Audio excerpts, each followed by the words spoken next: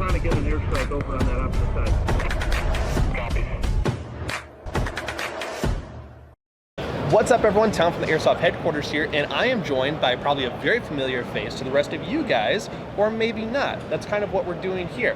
But we're here at SHOT Show 2020, and this is USAirsoft, otherwise known as Scott. Larry Martin. Larry Martin. So, Larry. It's actually not Larry, I swear it's Scott. So, you have a substantially large channel. You know, it's not 2 subscribers. Yeah, you've got a large amount, significantly larger than what we have here. But kind of for like the guys that maybe aren't familiar with you, for some of the beginner players, because this is kind of the season where we have a really big rush of beginner players, and they're looking for that content of who to follow, different information they can glean from, and I think you're a wonderful example of that. So, Thank you. YouTube, primarily, USAirsoft, but he also, for some reason, managed to get that tag for Instagram.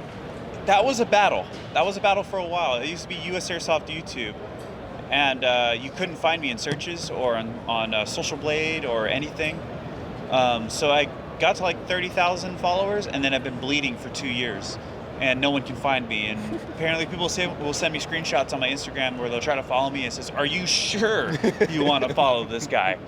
But I was able to finally contact the guy who had just USAirsoft, and he was like, "Oh yeah, I made that account years ago. If you want it, I'll rename it."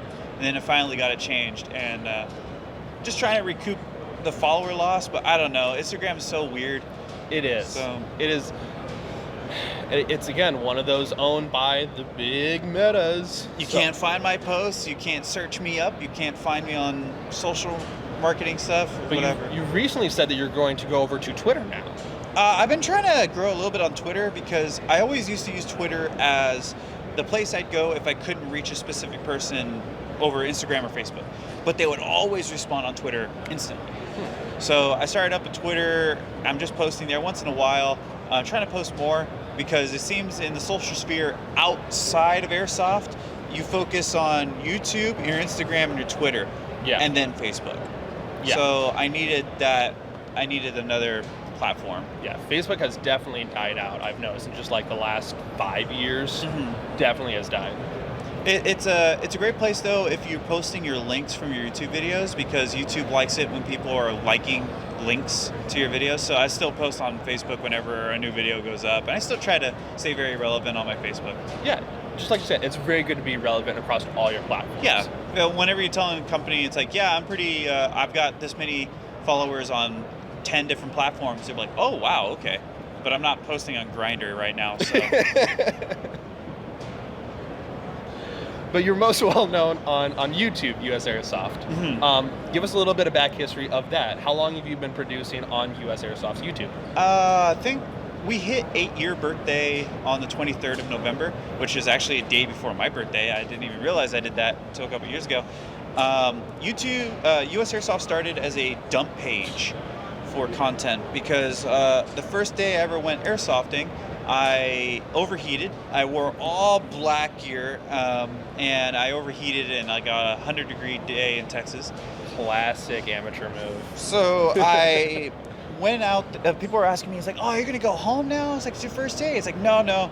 So I got my iPhone and I just went out there and I was filming people, and people wanted to see that gameplay. So instead of sending the message to 15 different people's emails, I decided to make a YouTube channel as a dump page. I would just put the footage there, and I would just send them the link instead. But then people actually liked the way I filmed, which was shocking. So they wanted me to do other things and try out different things, add an intro here, do an outro there. And it was absolutely heavily inspired. Like, I wouldn't be doing YouTube if it wasn't for Scout the Doggy, Milsim Junkie, Jarek 4, all the crazy, the original Airsoft reviewers.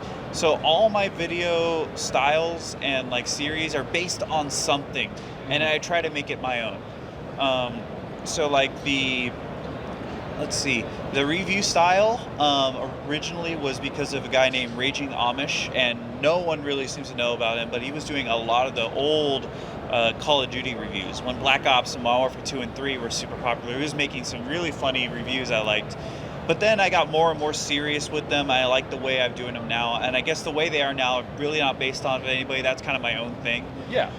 The countdowns, I can't remember what I based the countdowns on, but I mean, everybody was doing list videos. So, I mean, it's super original, right? Yeah. The meltdowns are obviously based on the Iraq Veteran 88 stuff, and I try to make that very well known. But when it came to Airsoft, it was all Scout the Doggy and Milsim Junkie. That's what I based my footage on, and that's why I liked it at. If I'm doing first person, I like to base it on a whole bunch of different people, little things here and there, and I want to make it my own. So the animations, I try to make my own. I don't want to use like Call of Duty hit markers anymore. Everybody does it. Yeah. So I'm trying to figure out what I want to use for hit markers. I want specific noises. It's all like an audio design thing. And that's why I've got some friends that actually work in audio design and have their own studios and are really good at that kind of stuff. And I'm actually trying to hire them myself as my first employees. And they're actually friends of mine, best friends of mine. And I want to keep it in the inner circle. Homies help homies. Absolutely. You know? It's great to see that. Hopefully I answered your question in a very girthy way. Yeah, that was actually pretty substantial. Why do you continue to produce videos after a YouTube career of 8 years? You've kind of seen an evolution from when... Desperation. Just desperate. You're just desperate for YouTube money. Please look at me. Shit, I forgot to mention, we're in the Umarex booth, so we're maybe sponsored in a weird roundabout way because they're not using the space.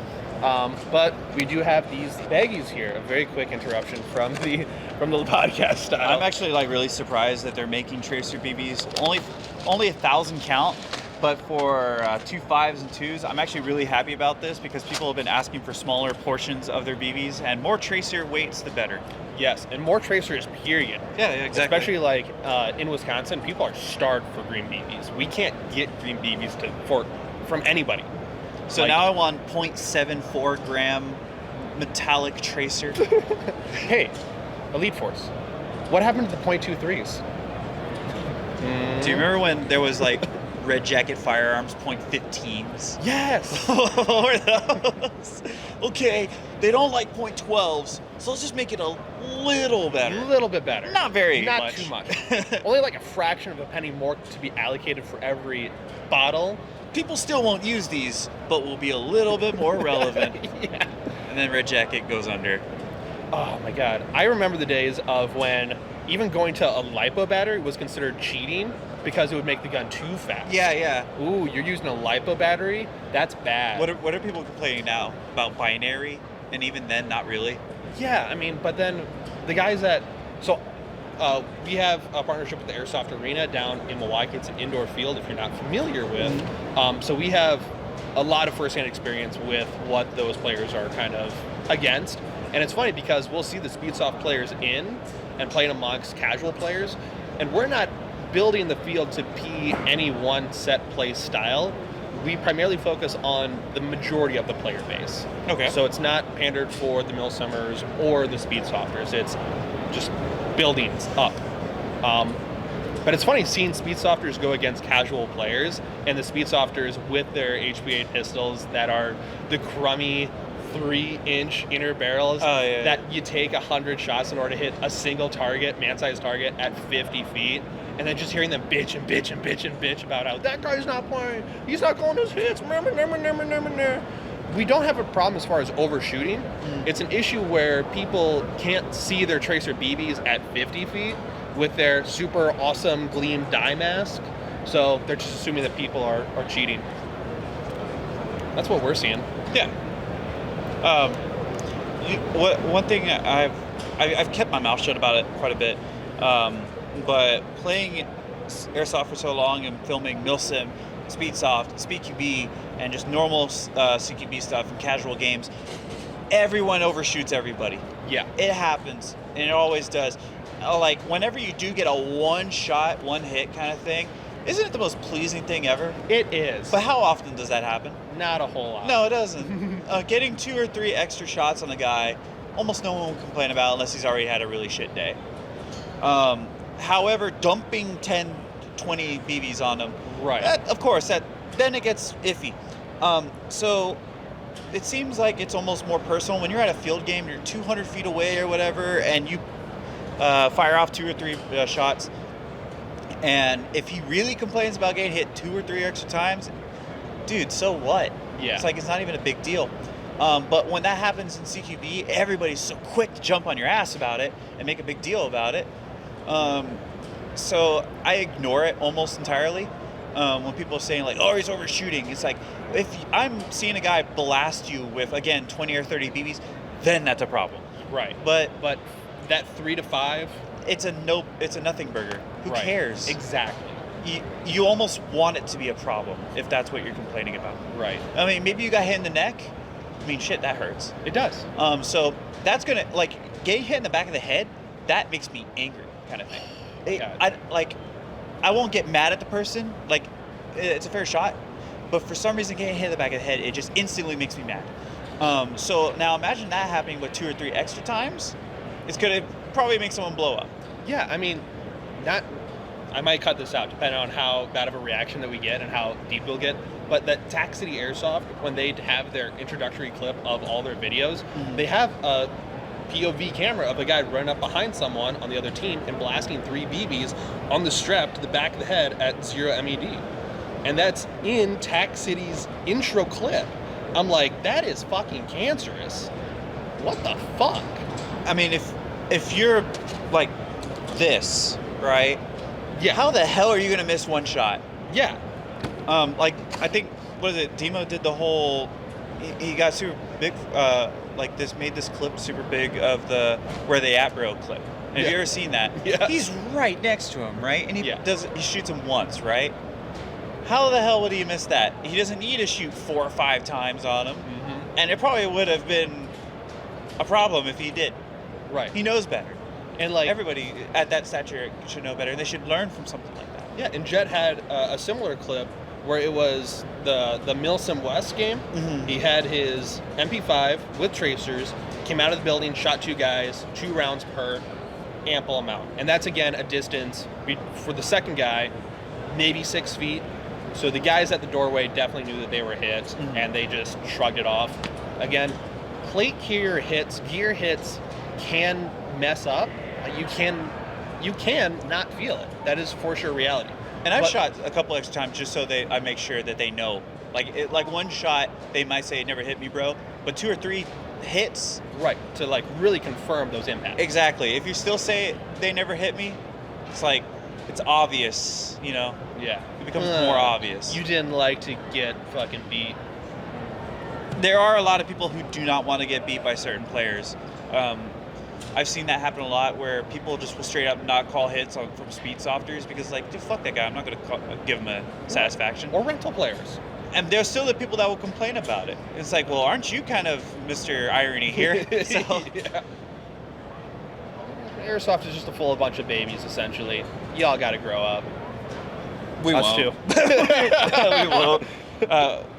A good quote that I remember from a video that we put up a while ago was Airsoft was made for kids or something like that, but it doesn't mean you have to act like one. Something along the lines of that. It was like a really good quote, I remember, and I'm butchering it completely. But there's a lot of hypocrisy there. There is. On really rough videos that I'll get a negative reaction on, I remember a quote, it's much easier to critique than it is to create.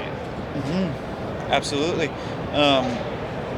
And then you gotta imagine that almost everything's gonna have a negative opinion about it from someone out there. Right. Even if you you spend hours doing research and making everything completely bulletproof, you've got all of the research down in the links in the description, and still people are just...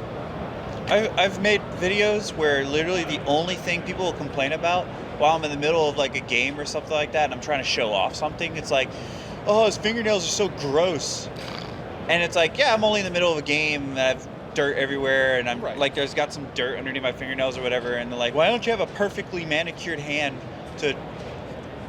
That's what you complained about. Yeah. You went through the whole video and went, damn, what can I pick on? And it's just I need to attack you specifically. It's the most insignificant stuff. Like, tell me something about like my frame rate, or maybe why aren't I shooting in a higher resolution, or color correcting or something. I know that's maybe a little bit too intelligent for some of these guys that are writing about my fingernails. Yeah. But like, give me some real good criticism that I can pick on. It's like, I will never be against actual creative criticism, because it just benefits me later on if I learn from it. Right. But if you're just going on the video and just be like, oh, he's gay, like, it doesn't help anybody. Look at this bitch. Like, okay, nothing got changed here. This fucking goody two shoes. He isn't cranking his PSI up. The amount of times I used to get called a spoiled kid. By who? Yeah. Because I'm busting my ass off. I'm spoiling myself. You shouldn't be making money from this. It's like, yeah, but companies are making money off of my stuff. So what are you telling me? Just fuck me? Yeah. Yeah, it needs to have a circle to it, which I guess can actually lead right into maybe your now work with SS Airsoft. Mm-hmm. I'm happy with SS Airsoft. I've been working with them for a few months now, and I can basically do anything I want. There's no video that's not doable. I don't have a cap yet. I don't know if there ever will be a cap, and I'm trying to work with really big YouTubers. I'm not going to drop any names now. I don't want people like bugging them all the time. But I'm talking, there's a guy that specifically has like over 10 million subscribers, and he's interested in doing a charity airsoft game, but he's waiting right now for COVID numbers to go down. There's another one with over 3 million. I've been watching his stuff for a very long time, and we've been chatting on Instagram back and forth, and he's down to do something soon. SS Airsoft Steve, he's down for that stuff, and he's like, okay, how much should we put off to the side for this? It's like, what do you have video ideas for this to happen?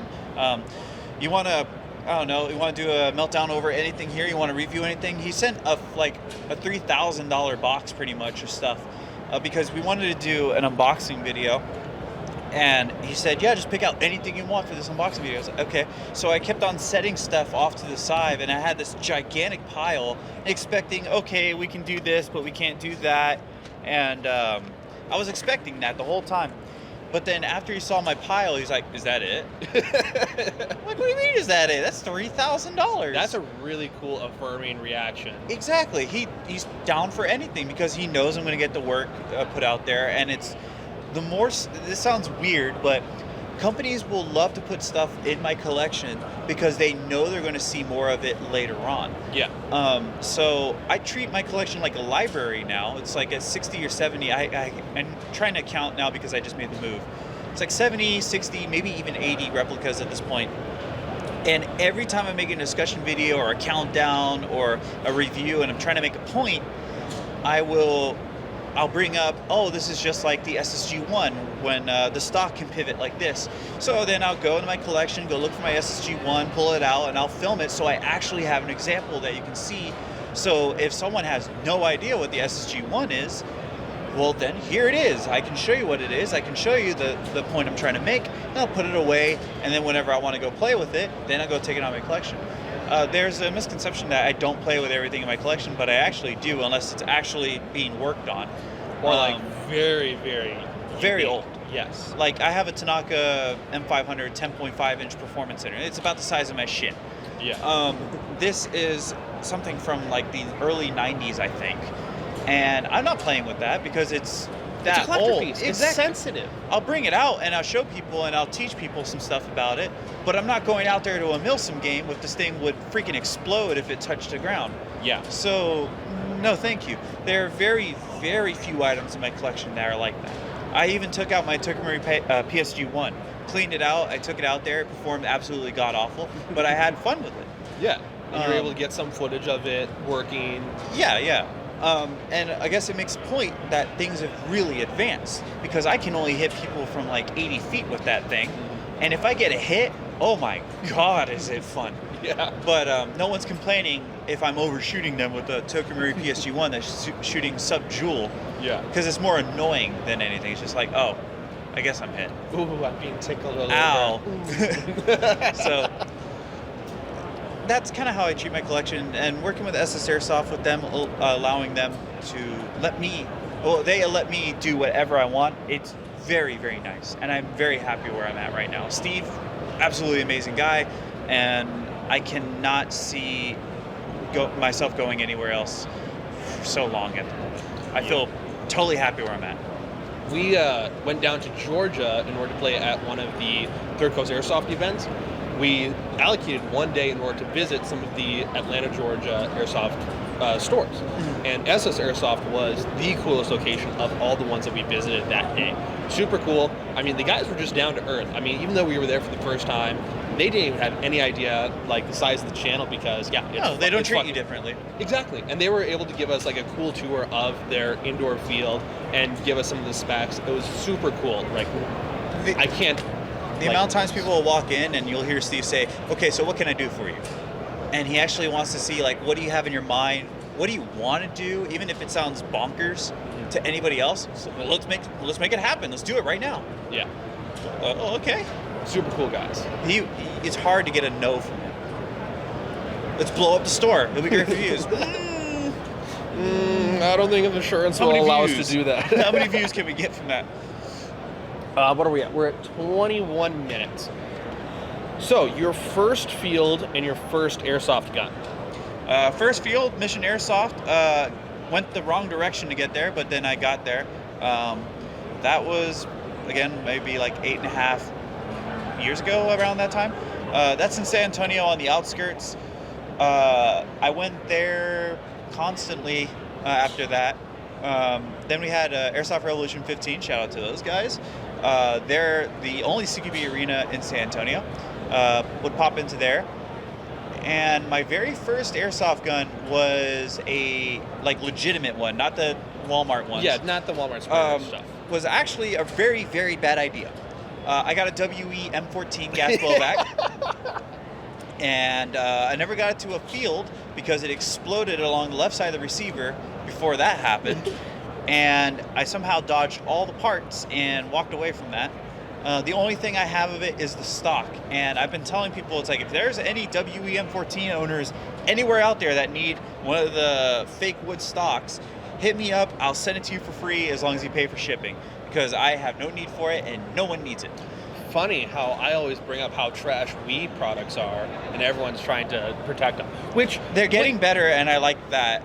I do have one of their M16A1s, but as soon as something breaks in it, I'm going to get all RA Tech stuff in it. Yeah. So I expect it to happen, but right now it's running good. My first rifle and pistol was an APS rifle. I know, shame on me, I should have done a little more research. They always feel jingly, don't they? They do. Like, you can almost shake them apart. Yeah. And then I had a Wii 1911 that was on sale. I had one of those too. Very heavily on sale on e-bike. And what's funny is I went to my first Milsim event, the APS rifle took a shit, and the Wii single stack 1911 carried me through the entire fucking op for the entire weekend. Mine still kind of works, and it looks like hell. It looks like I dig this out of like the trenches somewhere. But after the M14, I got a SEMA CQB-R, which is like a very heavy M4. That like carried me for quite a while until I got like my first like higher end guns. And I think one of my first, I don't know if it's my first, was the ICS Galil AR, and I'm still running that thing. That is a solid system. Oh yeah. Like if we'll see every once in a while one of those come in and it's like a treasure trove. Like, do you know how much people charge for those now because you can't get them in the US? It's stupid expensive. I bought mine for like $350 forever ago, and now people are asking me to sell it for $7,000 to $1,000. I'm like, you're out of your mind. It's like, my car is only worth $4,000, so Yeah. you're telling me that my collection is worth more than that? Well, then my entire airsoft collection makes me depressed because it's like, even on the very shitty, like low end, it's like 50 or 60,000 or something like that. Yeah. And it's like, I'm getting somewhat close to that, but I hit that $10,000 mark and I'm like, I'm gonna stop counting. Once I hit 10 grand, I stop counting. Knowing that my collection is worth more than any of my dream cars is sad. Yeah. And I know most of my dream cars are very cheap. So. 1996 Impala, sub 20,000, 86 Grand National, that's like a $30,000 to $40,000 vehicle, and a 427 replica Shelby Cobra, 40,000, a little higher. Unfortunately, I don't do cars all that much. So that just sounded like gibberish. It does. Okay. I'm a basic ass bitch Jeep guy. If it's a manual and it's a Jeep, I can fix it. I'm actually talking about chicken sandwiches. I'm not talking about Oh, cars. okay. Those are just fancy words for cars. All right, then what is your most hated airsoft gun? Because we kind of touched on those just a little bit. I try to give everything a fair runaround, because there's like things like the G&G SSG-1. I don't hate it, but it's not for me. But I see what it can do and why people would buy it, especially that drop stock is great if you have a dye mask. Very, very cool stuff, but it's not for me, right? A very practical build for a very small marginal player base. Yeah, exactly. So for the people that love it, it works for them, and I'm happy for that. What honestly I could say more is the guns that have totally failed me in reviews. I have apparently terrible luck with E&Ls. Every single one I've had has always had a problem. So I've never been able to actually do a real review on one. And then if I've had 3 fail on me already, the quality control must be a little weird. Because now if I get one that works, you could almost say that it was cherry picked because I had to get one that worked. But it would be something I would definitely mention in the review. It's like, hey, this is the 4th or 5th time that I've tried, but the bodies look great. Yeah. It just doesn't perform. And that's a weird thing with airsoft manufactured guns is that we're shitting on WeTech because they have that history. Mm-hmm. But every once in a while, you get one perfect Weed 1911 and it works for years. Yeah, exactly. And it's cool to see that. So, like when we do our review videos, it's hard to be super objective or being able to be honest and transparent about a product that we know has a long history of not being able to withhold its own amongst a player base. But then we get a really shitty one or a really excellent one and trying to make an unbiased video on that. That's always the difficult thing, especially in the comments. People will be like, why'd you even give him a chance? It's a super heavy teeter-totter. So I'll look into what other people do, and I'll literally look up like, if I was doing a WM14 review, right, then it would be WM14 problems. I would type that up, look on Reddit, Google, YouTube, anywhere. Sniper forums if I have to, right? And I'll look up the issues they have and see if they're still relevant or see if they happened so long ago where they fixed it, but to still mention those things in the reviews. Yeah. And point out trouble areas and let people make their own decisions. So like the angle of engagement, almost all replicas I mess with, AEGs, I'll let people decide because everyone likes their own angle engagement. If I think it's really good, it's terrible to somebody else. Exactly. If it's terrible to somebody else, it's actually really good to the tech that's been teching for 20 years. So I let other people decide on that. But now thinking about it, probably my most hated replica is still one that I like a lot in my collection, and it was my Lancer Tactical M18 1918 BAR. And it's been rebranded like 4 or 5 times now. Yeah. It's got that big stupid Lancer Tactical logo on the side of it that kind of kills it a little bit more. But even the guys that were working with Lancer way back then, because they've shifted so many people at that point now, even the people that were back then hated that they just stamped it right there in the middle. And this thing falls apart. Magazines are bad. All the metal is kind of janky. It's hard enough to get parts of the ones that you can get. Exactly. It's a BAR. What do you expect? They didn't make a lot of the World War II replicas very well. I mean, you have AGM, and compared to what we have now, it's totally different. Yeah. Back then, maybe 10, 12 years ago, it was great. AGM Stens, AGM STG-44s and such. But has it stood the test of time like the ICS M1 Grand? No, not really, but they were vastly different in prices. Yes, so sure. I could still use an ICS M1 Grand, but I would probably never really use my 1918 BAR again. But it looks great on the wall, freaks people out, and if anybody wants to take mine over a Ohio Ordnance stamped one, the old Echo 1 ones, I'll take that and then just swap places. Yeah. I just want the one with the better looking trademarks because, because a big white stamp Lancer logo looks ridiculous. It's a classic World War II iconic system. Exactly. You gotta get rid of the Lancer Tactical trade. And I know if I tried to, it would just look terrible. It would look like a giant smudge off of it, so no thank you. I'll leave it alone, but I'm not really running it. All good. Let's see. Last question that I had for you. Would you rather be a large face for the airsoft community, kind of like the stance that you currently have right now, or would you rather knowing kind of the route that you would have taken, would you rather have stayed a regular airsoft player? I don't mind being recognizable, and I'm still not really recognizable. Well, that's not the question. But would you rather be one or the other? I kind of like where I'm at right now, because I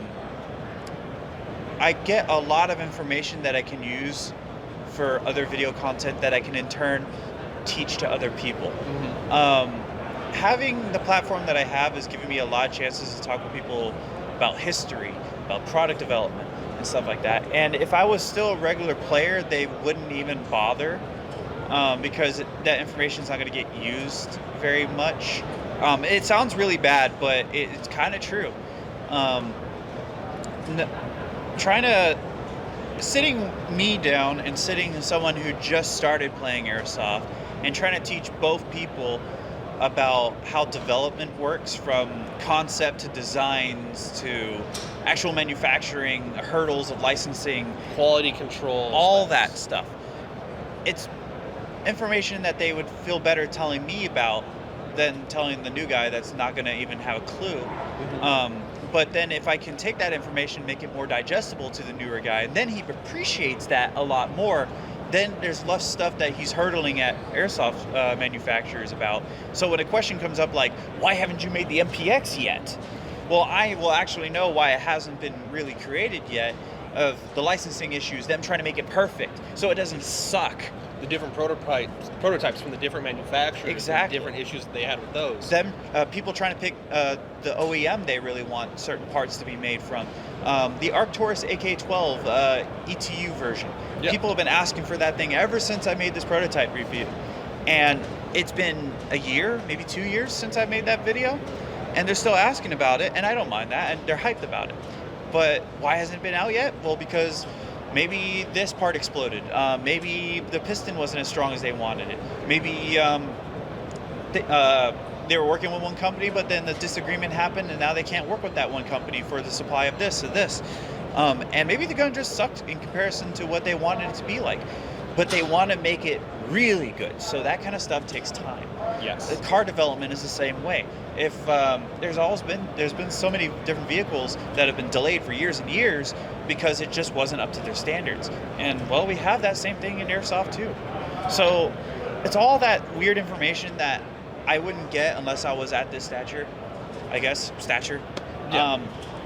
But then as I get bigger and bigger, there'll be more stuff I learn because they'll feel more confident with me knowing that kind of stuff. And then I can teach it to other people. So I'm actually like where I'm at right now, and I prefer being at this point because now I can really learn all this cool stuff. And then maybe one day, we don't know, maybe one day I'll get involved with the actual industry myself and hopefully try to put out products. And then I can use the information that I've learned years ago and allocate it to the products I'm making then. And then hopefully I'm still looking into the deep diving of what people like and don't like in the airsoft industry, so we can then steer the things that direction. Right.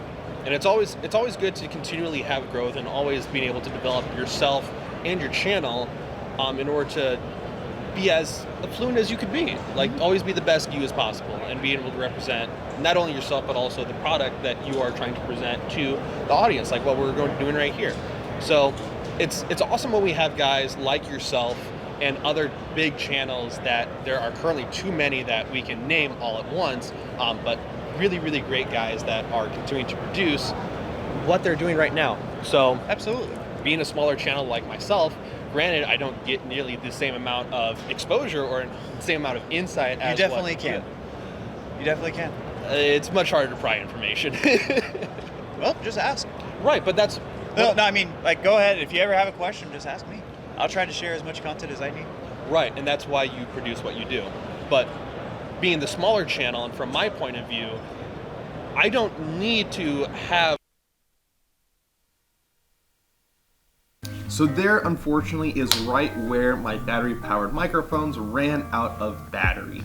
So, unfortunately, we didn't get to see the very end of the video, but luckily for you guys, there was actually only about 3 minutes and 20 seconds left of the entire conversation that we had left.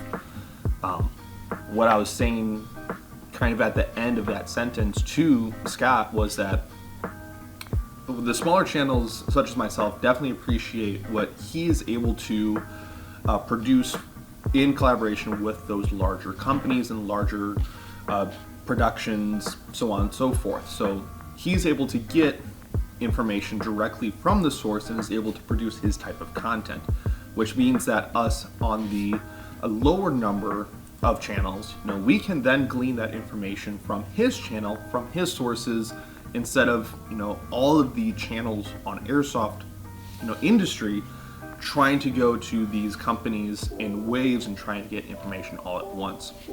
And then it slowly becomes a trickle down effect.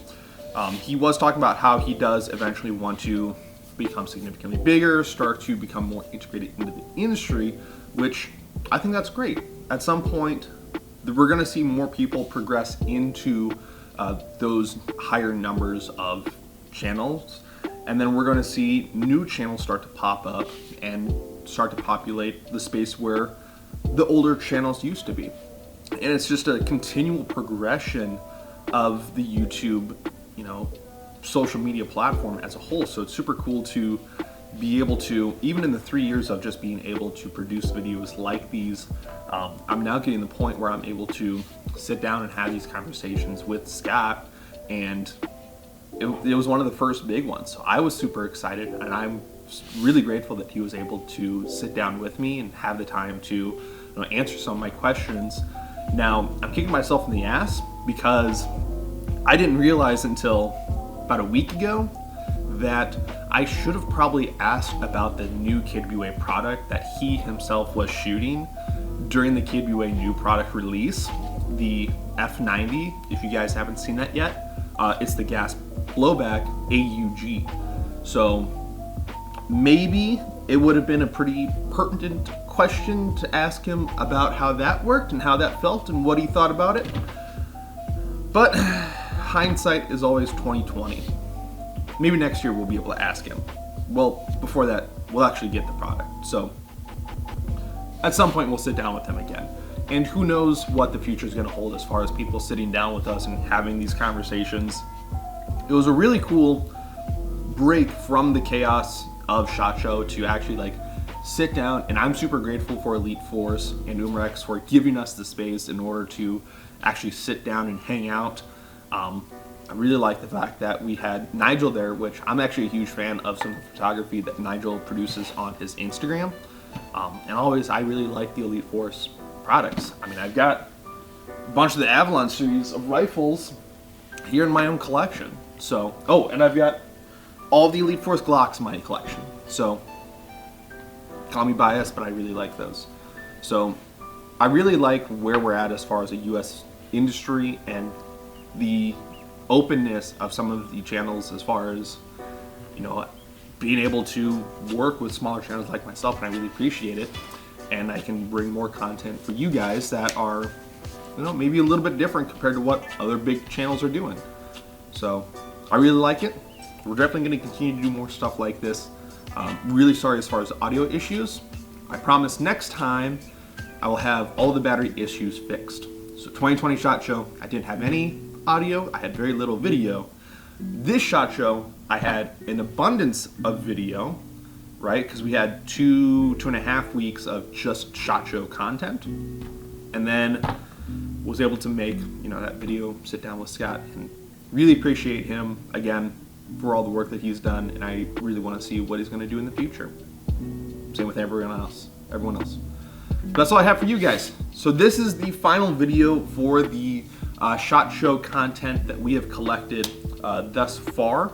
If you guys have any further questions about SHOT Show, put them down into the comment section below. I'll do my best to answer them to the best of my abilities. But we are all done here. We're now going to start to integrate some of our regular video production. So some of the new product, some other types of comparison videos, maybe go back to the 5-minute fixes stuff.